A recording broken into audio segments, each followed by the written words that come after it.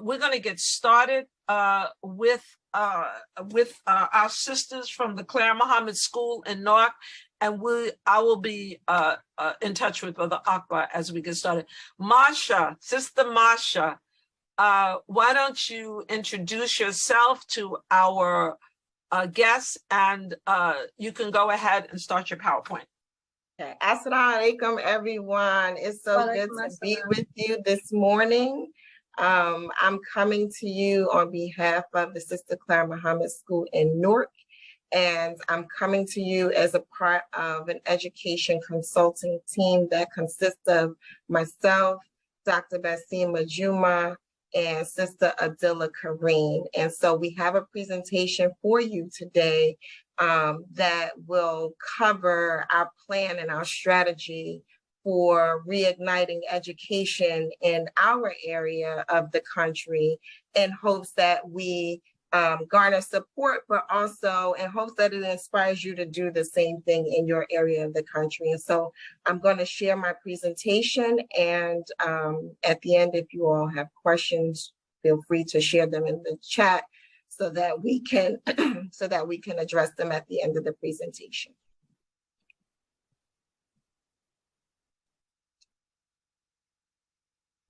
Okay, so as I just shared, we are Sister Claire Muhammad School in Newark, and we are creating highly skilled 21st century learners and leaders.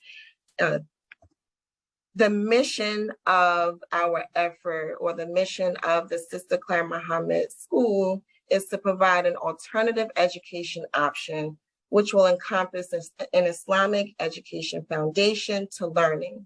In addition to Islamic studies and a diverse as well as elite curriculum, our students will be prepared to embrace high school, college, career choices, as well as the world of work. So we want to provide an option that will not just gear them into higher education, because as we know, all of our students are not on that specific trajectory, right? So some go into higher education, some go into career, right? And so we want to make sure that we're preparing them for all of those paths so that no one feels as though they weren't prepared for whatever their journey is. And then with this effort, obviously we want to incorporate things like a rigorous academic curriculum. We want to make sure that we have effective leadership, qualified staff, so that we can build these lifelong learners. So what's our vision? Our vision is that we will have a challenging instruction that addresses the demand of modern day society. So we want education that will mirror the life that we are living currently, right? And obviously preparation for the future. But we want something that addresses modern day society so that our children are able to function in the space in which they live. And we'll incorporate prominent fields of study like leadership, education, law, government, media, business, entrepreneurship, medical, etc. Right? So we don't just want to give them the math, the language arts, the science. We want to expand their experience and really introduce them to a plethora of different fields so that whatever sparks their interest, we're at least giving them an entree into that particular area. And then more importantly, we want the children that come through our system to be self-directed and critical thinking individuals, because we know that that's important for their functioning in this world. And last but not least, we want to make sure that we're creating leaders in the society. We know that as Muslims, we are charged to be Khalifa in the world, right? So the world is really depending on us to show up and show out and turn the negative things around. And so the way that we do that is by cultivating our young people to become what our society needs. We do have a strategic plan in place where we are preparing ourselves to bring this dream into reality. The goal is to be able to reopen in September of 2023, and the focus will be grades pre-K through high school. Now, this is a big endeavor, right? And so we have been working for some time now to plan this out and to bring this dream to reality. And we will need support from people like you to make this happen. But the only way that we're able to get that is if we actually tell you what we're planning to do, right? And so we're looking to open in September 2023, and we'll have to consider all sorts of things like location, when we have to, do our walkthrough in order to make sure the facility is appropriate, when we have to start recruiting. And so this is a picture of what we've come up with thus far. So we plan to kick off the recruitment campaign in January of 2023. Now, what will make this strategic plan successful? It's the implementation of the leadership principles that we've learned from Imam W.D. Muhammad, right? May Allah be pleased with him and grant him a high station in paradise. But it's also the efforts of partners like, for us, we're in New Jersey, so the Department of Education, our students, our staff, our parents, our businesses, and our community leaders. All of those team members will, inshallah, lead us to success, and obviously with Allah at the forefront. And then, as I mentioned earlier, we're looking to have highly qualified, trained staff. We really want our system to not just mirror what's in the public space, but supersede the expectations of what a family would normally see in the public space. So we want to make sure that the people that we put in position are qualified to be there, so that we are setting our children up for the success that we plan for them to have. And partnerships for us is key. In addition to that, we are looking to implement in as many places in our structure, our education structure, best practices, right? If the school in Milwaukee is doing something really great that we feel like we can pick up and plop into what we're doing in Newark, we want to implement that.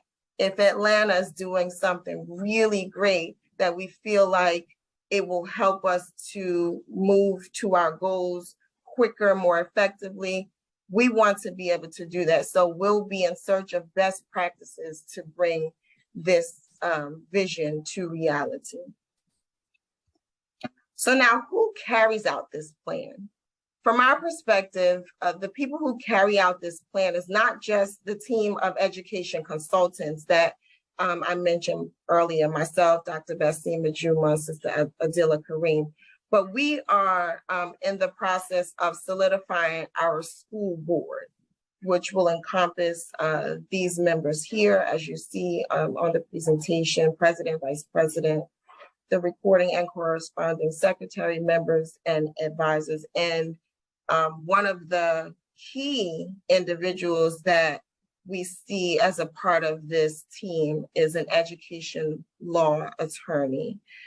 We know that in a society where there are so many diverse concepts of what's going on around us and who people are and how we identify ourselves and who we can accept into our school systems, that we have to be very careful with administering our education and being selective with who gets to be a part and how they get to be a part. And so we want to make sure that we're being mindful of not discriminating, but also honoring what our standards are. And so we feel like an education law attorney will help us to stay within the confines of the law and still do those things. So what will this board do? This board will be charged with carrying out the plan for the school year in 2023. And we really see that happening in 3 phases of education. So I'm going to share with you what those are. So the first is a pre-K through 5 institution, and that would be the Sister Clara Muhammad Young Scholar Academy. And we see that even though we'll have a principal that is responsible for the entire system, each of the divisions that I'll discuss will have its individual school leader, because you need a team of people to carry this out, and no one person can sort of manage it all. So as we talk about the different divisions, we're also planning to have a school leader that is sort of leading the charge in the day-to-day monitoring in that particular institution. The next is the Honorable Elijah Muhammad Humanitarian Middle School Academy, and that would be grades 6 through 8 with its own school leader as well. And then last, but we know most certainly not least, is Imam W.D. Muhammad Leadership Academy, and that's the high school which serves 9th through 12th graders, and it will have its own school leader. Now, what factors do we have to consider when we are turning this vision into a reality? One of the things we have to consider, and that we've been talking a lot about, is location. We are in the Newark, New Jersey area, which is Essex County of New Jersey. So when we've been looking at locations thus far, we've been looking at places like Irvington and Newark and East or West Orange and even Livingston. So we continue our search, and we absolutely welcome any leads that anyone in the community has in terms of buildings that are accommodating for school instruction. We'll go out, we'll visit them, we'll see if it fits the needs of the vision that we have. We also are planning to, and in that space, the things that we try to consider are, is it conducive to us offering students services that are both in person and for virtual learning? And we'll get into a little bit of that later throughout the presentation. And does it also accommodate space for us to engage our community partners and collaborate with them, not just through a phone call or through an email or a text, but really have them in the school and in the space to collaborate. The other things that we have to consider to bring this into reality are our enrollment. And we do have a plan for what enrollment will look like. It's a big vision, and we love that it's a big vision because it gives us something to work towards. But we see this as being a structure where there are 2 classes per grade. And because we're going from pre-K to 12th grade, that'll bring us to approximately 390 students with 15 students in each class. One of the advantages that we have in the private school sector is that we get to limit the class size that you wouldn't necessarily see in a public school setting. And we've learned that that's beneficial for children to be able to grasp the concepts and to learn in that space.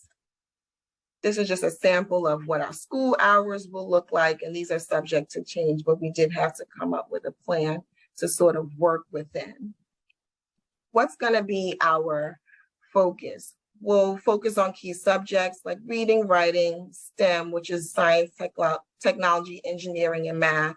And even in some spaces, art is a part of that, and the acronym is STEAM. We'll have test prep and test taking strategies, mock assessments. And we also want to give the children extracurricular options. So we're considering what the clubs will look like, and you'll see those listed on the slide.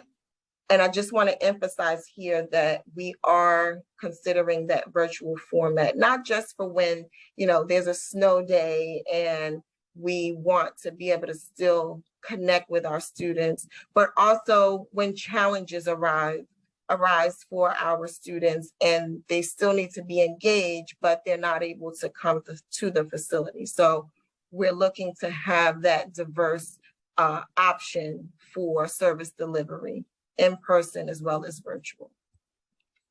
And then we have some plans for what, a uniform will look like. The biggest thing here is making sure that our students have a voice in, what the uniform looks like, and so that, we get a little less backlash on the uniform, but always making sure that it's appropriate. So now, how do we plan for success? Really, the key to success from our perspective is making sure that we incorporate our students, our staff, our parents, and our community partners. We need all of them to make this happen. And so we have a long list of sort of keys to student success. Some of them that I've already mentioned, like the highly qualified teachers and staff, but others are making sure that our staff are trained and grounded in Quran, Sunnah, and the tafsir of Imam Muhammad, right? We want to not just say that this is a Clara Muhammad school for the sake of educating our children in a space that's not the public realm, but we want to make sure that our professionals who are standing before our children every day understand the Quran, understand the Sunnah, understand the tafsir of Imam Muhammad, and know how to take a math lesson and incorporate the Quran into that lesson, or take a language arts lesson and be able to infuse the tafsir of Imam Muhammad. And, the list goes on. But we want to make sure that our professionals are able to do that, because this effort is not just, let's take our children out of the public school and put them in our space. It's, let's take them out of the public school, put them in our space, and give them the best education that we can possibly give them. And that requires that our staff and our faculty also have an education.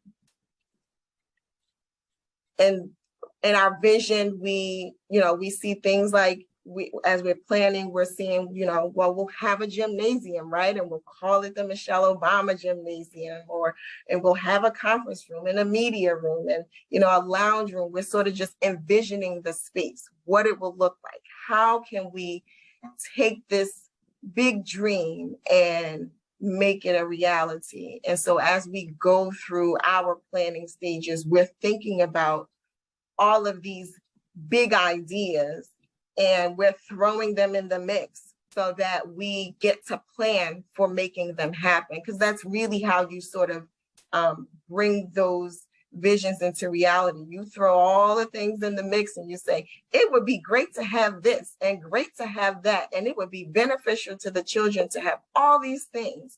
And so we just keep making a running list, and then we plan for how we carry that out one by one. This is just some example of staff members that we've considered having. Obviously, we have the principal and administrative team.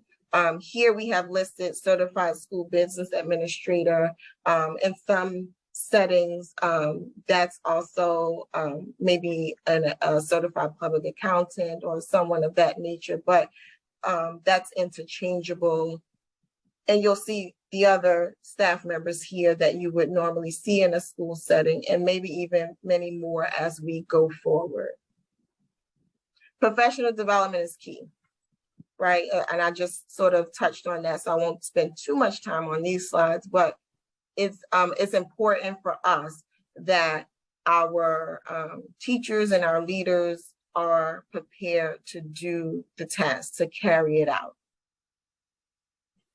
And here are some other components of professional development that we, and again, we're in the Newark area, so some of this is lifted from the Newark Public School Strategic Plan, right? Because we do want to be in concert with what's happening locally, but also putting our exceptionalism on it, right? And then we have some additional professional development standards here.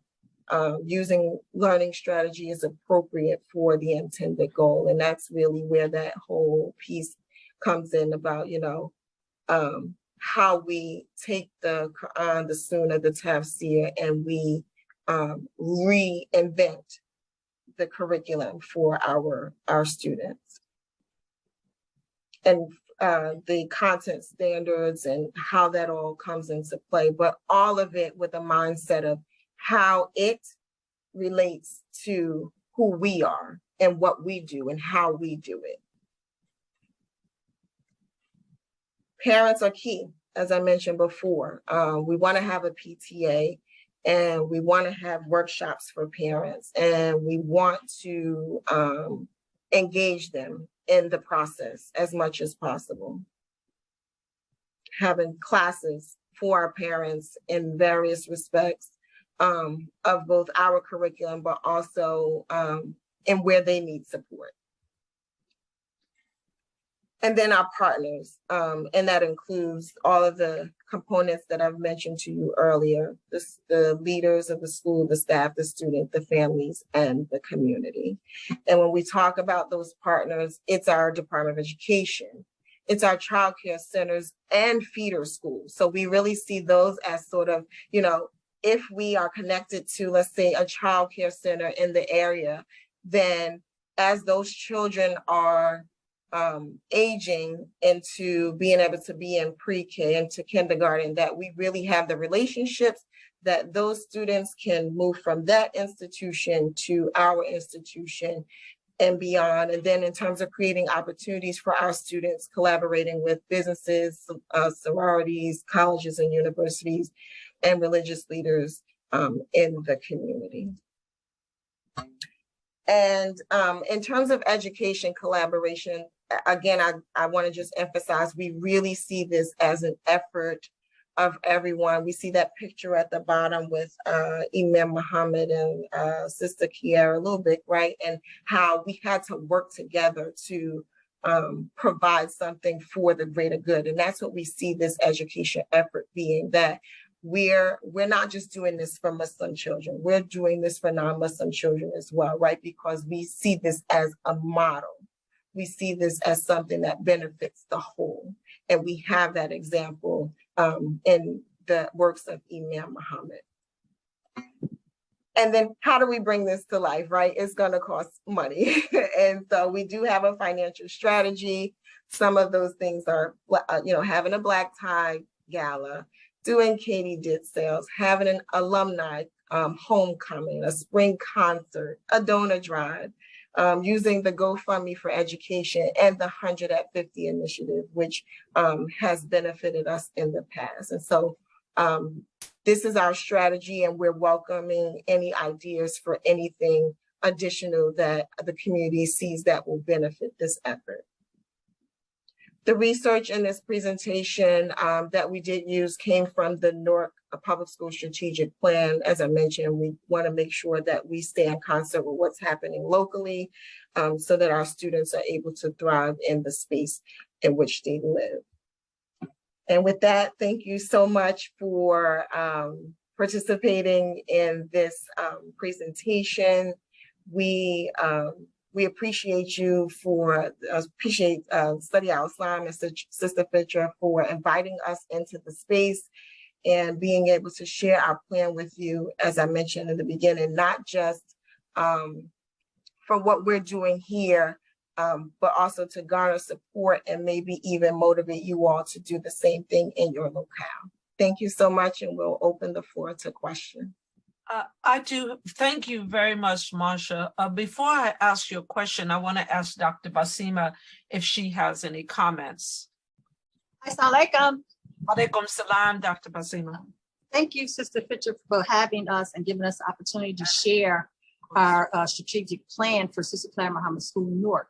One of the things I would like to share is to highlight that our students are the key investors in our education. And I'm saying that because we want them to become a partner in their educational process within our schools. So say, for example, many of us that our kids went to Sister Claire Muhammad School, or we ourselves went to Sister Claire Muhammad School, we are very much familiar with convocation in the morning. Okay, so just to give you an example of how we plan to engage our students, if if convocation starts at 8 o'clock, for example, all right, 15 minutes thereafter, our students will move to process what we're going to call shadowing. Say, for example, a student might shadow Sister Marcia for 15 minutes before class time begins. So they will get an understanding of what it means to lead and run a school. Another student may shadow the school nurse, the child study team, the cafeteria workers, the security person. We want them to actually have hands on in running our school. Their voices will be key. And as we know from technology and computers, we are learning from these young people. We are still learning computers. These kids have it down to a science. So we have to incorporate their voice in whatever we do, specifically education. We have about 3 minutes, and I do have a question. You know, since COVID, many families that I speak to, Muslim families, have sought to find homeschool support. I mean, it is just a reality now where they are getting all of their academic studies on virtually. So how strong will the school, how strong will your virtual component be? Can I respond to that? Absolutely. Okay, as everyone knows, that's my background, alternative ed, and we kind of started with virtual education prior to COVID. So that would be an important point. Not only if a student can't get to us for whatever reason, we all are familiar with home instruction. Yes. Okay, if a student is ill, education needs to go on. Not only will the virtual piece address the snow day, rather than have students home playing video games, doing whatever, they will still have the virtual concept to be logged onto school. Okay, so that would be a major factor in that, in terms of keeping our students connected to the process. Well, it certainly looked like from what the presentation is that you guys have definitely did your homework and you're very organized, which is certainly would be an attraction for most people that I know. We're looking for that. Yes, Dr. Basima. Oh, one more thing I forgot that, I'm sorry. And all of us are familiar with Meals on Wheels. We are considering a piece called Teachers on Wheels. If you cannot come to our facility, we will come to you. Wow. So before we transition out, those are asking, how can they contact you? So can you put your contact information in the chat box, but also can you share it with us verbally? Sure. So I just shared in the chat my information. I am currently designated as the principal for Sister Clara Muhammad School Newark. And the email address is Clara Muhammad School Newark, Muhammad spelled like Imam Muhammad spelled his MOHAMMED at gmail.com. It's in the chat. And the phone number is the phone number that's to the masjid. And so I get those messages when they come in. And that's 973-991-0246. And that's the number to Masjid Muhammad Newark. Again, the number is 973-991-0246. And the information is in the chat. We have to transition now, but I do want to say to the listeners, there's over 200 people on the line. You know, bringing you on is just to provide an overview. And we are encouraging the community to reach out to you directly and offer whatever suggestions, ask whatever questions, and to donate to the school. Because we didn't talk about what tuition was going to be and those kinds of things, but perhaps we can invite you back on where we can dedicate the whole hour to you and you can talk more about the details of the school. But that should not stop everyone on this line who's interested and have children to attend the school to contact you again. So one more time, give your telephone number and then we're going to move on to Brother Akbar. 973-991-0246. And anyone who wants to donate, please call that number and find out how you can donate to the school and how you can contribute to help the school reach its goals. Thank you. Thank you, Dr. Basima. We're so glad both of you. support your efforts and all of your good work. And we hope that you'll stick around when we talk to our brother Akbar, who should be with us right now. Brother Akbar, are you with us? Yes. Yay! Assalamu alaikum, brother Akbar. Take yourself off of mute. You're on mute. Let me suggest to you to get one of those young people that work at Unity Beef and make sure that they're standing with you when you need to deal with technology, because they are so smart and we are so antiquated. But anyway, thank you for struggling through getting on. Welcome, Akbar Salam from Unity Beef, someone I've known. Actually, I've known Dr. Basima for 50 plus years. I've known you for 50 plus years, and welcome. So let's get right to tell us about Unity Beef and what it is that Unity Beef has been doing for decades.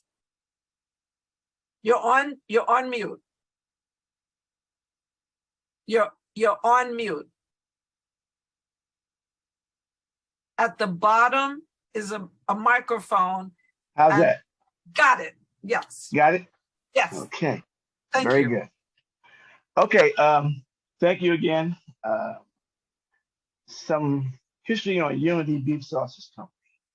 Unity Beef Sausage Company was founded by 7 brothers who were all students of the Most Honorable Elijah Muhammad. And we are also students of the Do for Self program.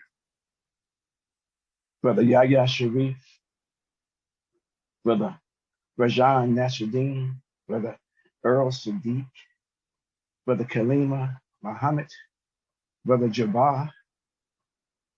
And we came together because at that time, there were no beef or kosher products on the market. So, and plus there was a campaign by the Honorable Elijah Muhammad against pork. And we read the famous book, How to Eat to Live, and we wanted to bring our dietary law under that particular dictate. So we came together and we formed the Unity Beef Sausage Company. Fast forward. But that was in 1968. In 1968, even before there was a USDA, we had established Unity Beef Sausage Company. But at that time, everything was governed by state law. So we tried to become licensed by the state, and we were. We established a corporate charter. We were licensed by the state, and we proceeded in a lawful manner. Moving forward, that was our foundation. I'm skipping past what took place between that and 1975. Why? Because when Imam Muhammad came into office, he challenged the community to bring our actions or our dietary actions under the dictates of the Quran. I'd like to read just a statement or quote from him. He stated, quoting, "Whatever Allah has established for us in the Quran regarding halal, that's it. We can't change it. So we can't be lax in our religion to feel we don't have to follow strict dietary law. We should have our own food halal, not kosher, on our dining room tables. If we are Muslims, there are psychological benefits for eating halal.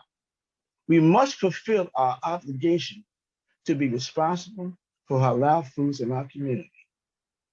He said, the community have a religious obligation to provide halal to our community. The halal industry will create job opportunities and establish our business and industrial life. Muslims must be more educated and conscious of the importance of eating halal to be in accord with compliance with the Holy Quran and Sunnah of the Prophet. I quote it. So that's inspirational. We had already been in business for 8 years, selling kosher and kosher style meats. So now we had the obligation to bring our dictates under the Quran and the Sunnah of the Prophet. Between 1968 and 1975, several of my partners went in different directions. So we, excuse me, and at that time, just two were left, Brother Yahya Sharif and myself. And then by 1983, it was just me. So I'm just trying to go roundabout to make a point. In 1975, we met, Yahya and myself. We said, how can we bring our business practices under the way of the Quran? We were two city brothers. We had never slaughtered before. We knew nothing about slaughtering. We knew nothing about halal. But Imam Muhammad had given us a dictate, a challenge.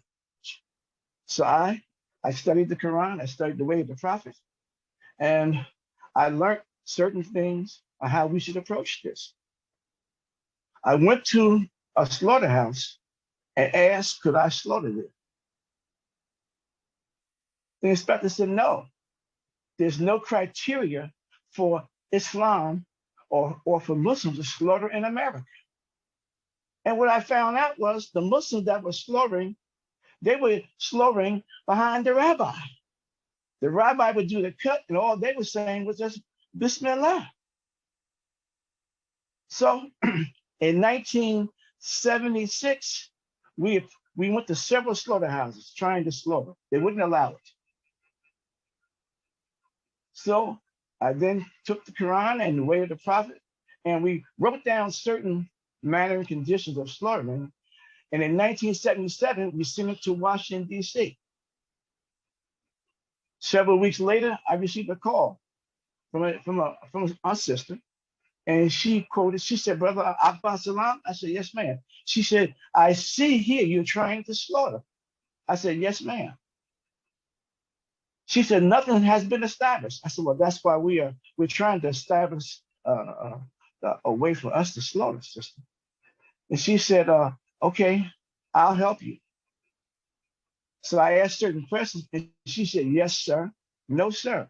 So I picked up that she was a member of our community, behind the way she responded. She said, Brother Akbar, I'll take care of this. So months went by. So I said, let me just go back. I had no number for her. She never even gave me her name. So I went back to a slaughterhouse that had denied me. And the inspector came and said, Brother Akbar, you can slaughter here now. She said, what was submitted to Washington, D.C. was accepted.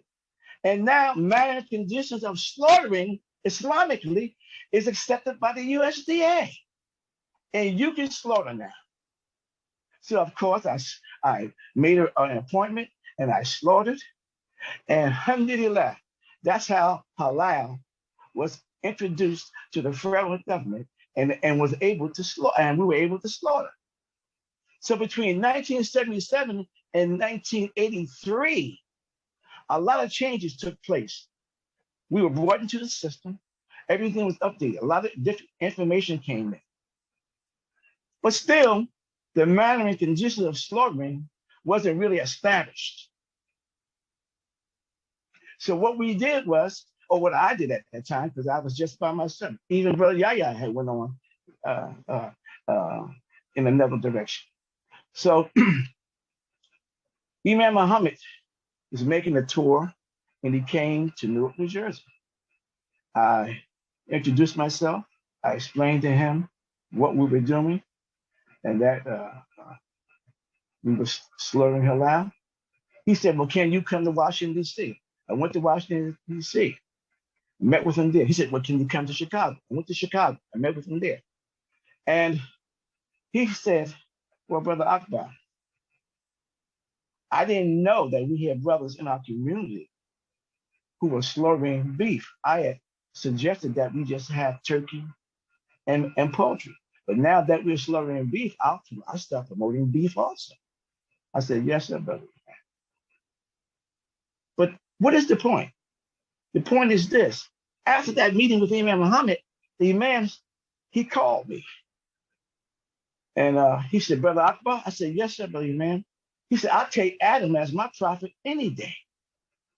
So I was expecting him to start talking about halal. But he started talking about Adam. So he said, yes, Adam is the original. And when you plant a seed, you should plant it deep, Brother Salam. And that was all he said. He hung up. A week or so later, he called me again. He said, Brother Salam, he said that our foundation is with Adam, the original nation established by Allah, the fitra. I said, yes, sir. He still didn't talk about halal direct. I would say out of the 10, 12 conversations, Imam Muhammad, he didn't bring up halal. He started talking about the way of the prophet. He started talking about Ibrahim. He started talking about what the Quran says. So he left me there. I had to find a way back, brothers and sisters, to America myself. Now I'm already in the meat industry, so I have to apply this tafsir on what I'm about or what we're about. So one day I'm slaughtering and I selected a beautiful animal. And at this time I was slaughtering with the rabbis. With this particular animal, a group of rabbis wanted the same animal. So I said, no, this is my animal. So they were young rabbis. So what they did, they went and got the senior rabbis, and the senior rabbis came to me and said, this is our animal. I said, no, Rabbi, I selected this animal. This is my animal. So the head rabbi said, kosher is first. He said, Moses gave us kosher. And that's why kosher is first. He said, Moses gave us the law. And that's why the Jewish community are prominent in the law. He said, Moses was a healer. And and that's why Jews are prominent in medicine. So I said, oh boy, he's coming at me from a different direction. So I thought for a minute. And I asked the rabbi, I said, Rabbi, will you agree that Adam was the first in creation? He said, yes, yes, yes.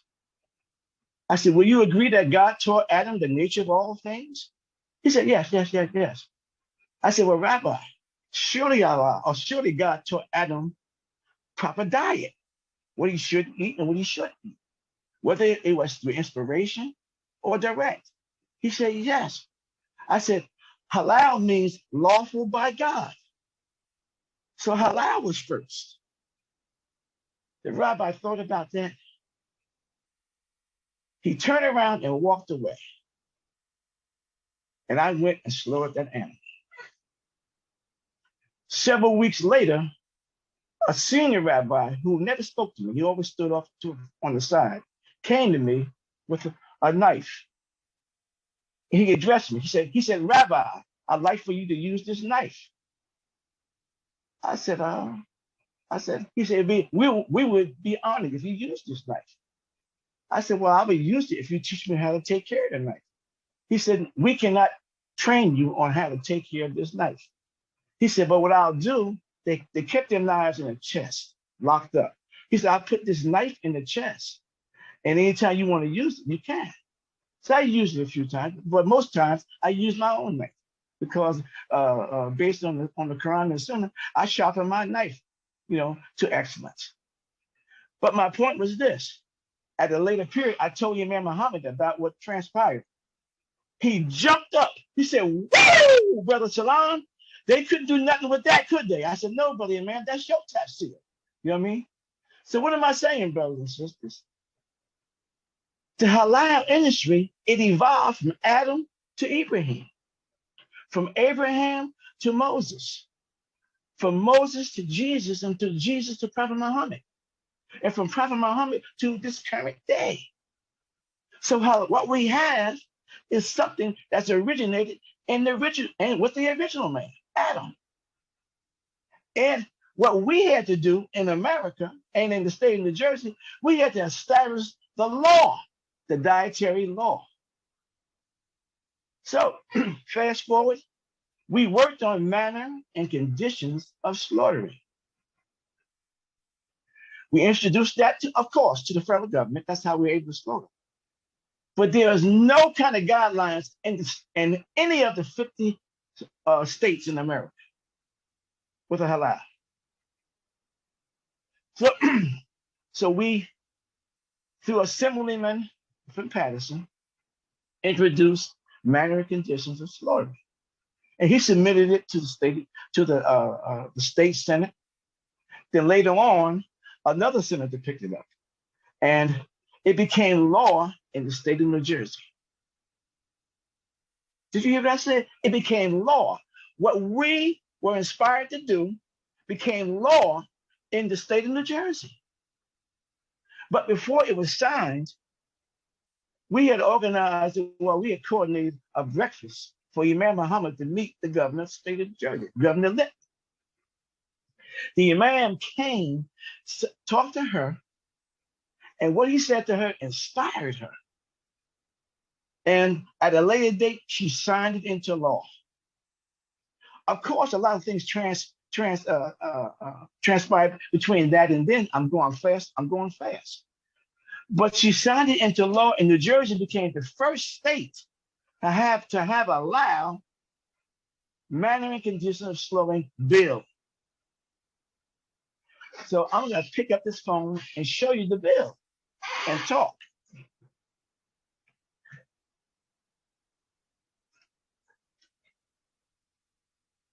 This is the manner and conditions of slaughtering that we established. Manner and conditions of slaughtering halal animals. It's a quote from the Quran, then it has the conditions. Imam Muhammad said, Brother Akbar, if you were to sign that, where would you sign it? I said, right here, Brother Imam. He said, I'm going to sign my name under your name. Here it is. This is the law for our community. This became law. Then after this was submitted to the state took this and used this to produce this. Halal food retail disclosure for the state of New Jersey. This was the first retail disclosure for halal in America. We then, with the Council of Imams, under the leadership of Imam Dean Sharif, we had a conversation and we stated, and we agreed that, Brother Salam, we need a halal certifying agency. He said, will you train the imams about the manner and conditions of slaughtering? I said, yes, I will. So we had classes, and the Imam Council became a certified agency. Myself, president and director, Imam Dean Sharif, the vice president, Imam Earl Sadiq, he became foremost. He became the head halal inspector for the state of New Jersey. Imam Kareem Muhammad, excellent writer. He became the secretary and the treasurer. And then at a later time, we changed it from the Council of Imams in New Jersey to the New Africa Halal Certifying Agency, a document or a legal document representing all of us in America. This certification agency is accepted any place in the world. I fast forward, but I have to go back. This was the first disclosure. We decided that we have to upgrade this. So now with the Council of Imams and myself, we upgraded the halal disclosure for wholesale, for bakery items, for meat and grocery stores and supermarkets. We have one even for the slaughterhouses. So now the Muslim community now, okay, have standards that they can live by and operate under. Of course, what happened was the immigrant community came and we established the law, and they jumped in and went fast forward ahead with it. But it was our community that established the halal dietary law in America. Brother Akbar, Yes, Brother Akbar, can you hear me? yes. We have just a few minutes left, and this Okay. story is amazing. And so I have a couple of questions for you. Okay. The Yes. first thing is you just said something that took me by surprise after all these years. So when you think about halal, you only think about meat, but but you just mentioned halal in many products. So Oh, my yes. question to you is this: is there the certification course? Does that still exist? Yes, we are working to establish, because of COVID. We were supposed to have several classes, but because of the COVID, we couldn't. But we're going to start having our certification classes again. Okay, so Okay. how can people, because Study Al-Islam has a very limited time. This is just to bring to the attention of the community. Again, we have 220 people on the line and probably more on Facebook. How can people get in touch with you who want to know more, who want to become certified? How do they reach you? I wanted to, if I had Imam Earl Sadiq's number, I would give you his number, or Imam Kareem, but I'll give you my number, 973-493-8912. Repeat that one more time. 973-493-8912. And Marsha, Sister Fisher, wait, let me Marsha, can you put that in the chat box for us? Go ahead, Akbar. Mhm. Okay. Also, we have Brother Kareem Biyah. He's also a member. We also have a consultant. We have a sister, Wahida, who's a scientist, and she works on formulas. And she was working to how do you establish the halal certification for your say for the COVID shots, for instance? How can we get different shots certified halal? We also did several workshops on GMO, crossbreeding, and other things. I asked Dr. Tony Alameen, he's going to work on the contributions of just draining the blood and the medical contributions of halal, eating halal. There's so much. Cosmetics. Listen, most of your cosmetics, they have a lot of kosher approved, but let's certify the cosmetic and halal. Brothers and sisters, we have a certified agency that can certify your products. We need halal products. You name it, we can certify it. As long as you bring it under the dictates of the Quran and Sunnah. Currently, there are several products. True Detergent, his product is recognized throughout the whole world. He's under our certification. I have another question, Akbar. Okay. Let me ask you this. An organic product. No, let me ask it in the reverse. Is all halal organic? No, and all organic is not halal. I get that, but I know that for a fact. I was just wondering, Let me say this. Let me want to just be clear on this. So, Okay. if you eat organic, for example, and you want to eat halal organic, but it's not necessarily that meat is raised. Halal is what? Is the way it's killed, or is it the way it's killed and raised? And raised. Okay. Most of y'all halal chickens now. I mean, okay, I would say chicken in general. Most of them are organic in nature. Okay. They just don't have the organic seal on it. It's no hormones, no pesticide, no meat products, or etc. are being fed to the majority of halal products. Okay. The beef, for instance. Now, there are Muslims that have beef. They're raising beef. We need to come together and structure our halal system. We have a halal system of knowledge, but we haven't come together yet. Okay. And in closing, let me just say this right here. Imam Muhammad said this. He said, the halal industry is our economic engine. But he also said this. He said, our halal economics is not going to go where it should go until we first establish Eid al-Adha. He said, Eid al-Adha is the root of our economic development. He said, and we haven't really established that principle in our community. He said, in Eid al-Adha, he said, if you study that, he said, in there is the germ of economics. He said, there's a kernel of corn there that if you plant it, it'll give you 7 stalks, each stalk with 100 kernels. He said, go ahead. No, go ahead. Finish your point. I have another question for you. Okay. Well, I'm saying that's the potential. Okay. That's the potential. So let me ask you, for our next Eid, we slaughter. It's Eid al-Fitr. We slaughter for No. We slaughter don't. for Eid al-Adha. But we still get halal meat but yes. only slaughtering is for Eid al-Adha, is what you're Yes. saying. So for Eid al-Adha and Akikas.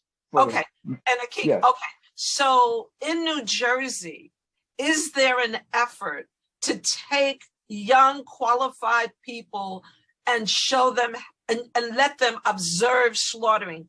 Because I know that needs to be that's a part of creating that next generation to understand about slaughtering. Yes. We've had several workshops dealing with the youth, and I've brought the heart, the brains, and showed them, wow. and associate these organs to the Quran. Okay. Yeah. But we need more. Yeah. We need more. Yes. Okay, so I can come and observe slaughtering. Is there going to be something an announcement that I could put on Study al-Islam for the next time you do a slaughtering that some limited number can participate? Yes, we can arrange that. Yes. Okay. So, Brother Akbar, you have 1 minute. I do apologize. Study al-Islam is only to bring an overview. So we've put your telephone number. We've put Earl Sadiq's telephone number in the chat, and we've put your telephone number. Thank you, Kareem Bia. We've put your telephone number in the chat. Give us your last words. Give us your last words. I would say that establish the Islamic dietary law in your household. Establish the Islamic dietary law in your school curriculum. Establish the Islamic dietary law in your cook pots. Establish the Islamic dietary law in your everyday life. I don't care if it's one product. Find that product, eat halal, and whenever you can, try to eat halal. And let's work and come together to establish the halal system of knowledge. So Akbar, is it possible that you could send me via email a copy of the certification so I can put it in Study al-Islam newsletter? Yes. We have over 3,000 people that received the newsletter, and people are asking to see it. Now, I mean, they can call you and get it, but you can also share. No, I'll send it to you because you have established an excellent network for dissemination. Well, by Allah's mercy and the help of the community and the help of the community, may Allah accept our collective efforts as service to worship. And so, I've been eating Unity beef products all my life. And so we're grateful to you. Thank you, Akbar, for coming on. And inshallah, people will begin to call you and learn more about slaughtering.